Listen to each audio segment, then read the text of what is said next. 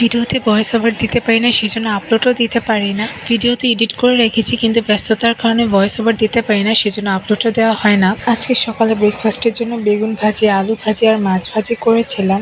তারপর হাজব্যান্ডকে বিদায় করে দিয়ে আবার বেগুন আর আলু দিয়ে একটা তরকারি রান্না করেছিলাম। কিছুদিন ধরে আমরা শপিং নিয়ে একটু ব্যস্ত।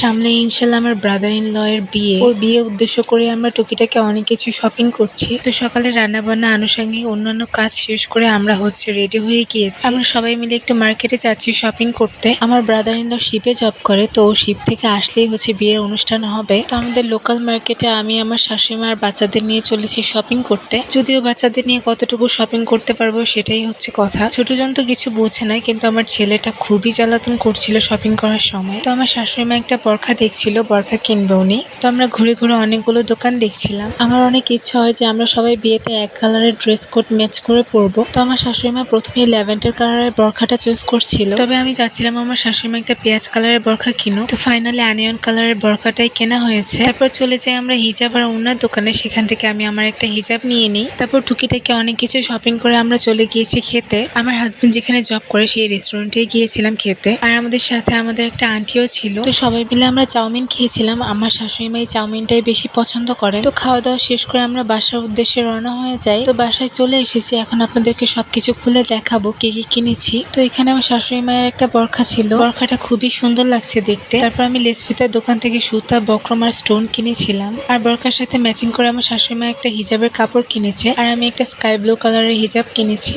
আর কেনা হয়েছিল আমার আম্মুর জন্য একটা 3 পিস আর আমার জন্য একটা 3 পিসের কাপড়। সবগুলোই আমি সেলাই করে দেবো ইনশাল্লাহ। তারপর আমার শাশুড়ি মা একজোড়া জুতা কিনেছিলেন অ্যাপেক্স থেকে। জুতাগুলো খুবই সুন্দর লাগছিল দেখতে, বরখার সাথে কিছুটা ম্যাচ হয়ে গেছে। তো একটা অর্গানাইজার বক্স বের করে আমি আমার পুঁতি, স্টোন আর আনুষঙ্গিক জিনিসগুলো অর্গানাইজ করে রাখছিলাম। বাচ্চা কাচ্চা হয়ে যাওয়ার পর তো DIY কোনো জিনিসই বানাতে পারি না। তো যাই হোক, এটা আমার একটা শখের ট্রেজার বলা যায়। তারপর রাতে আমার হাজবেন্ড আসার সময় একটা ওয়াফেল নিয়ে আসে, সেটাই খাচ্ছিলাম। আর আজকের ব্লগটা এই পর্যন্ত। সবাই ভালো থাকবেন, আল্লাহ হাফেজ।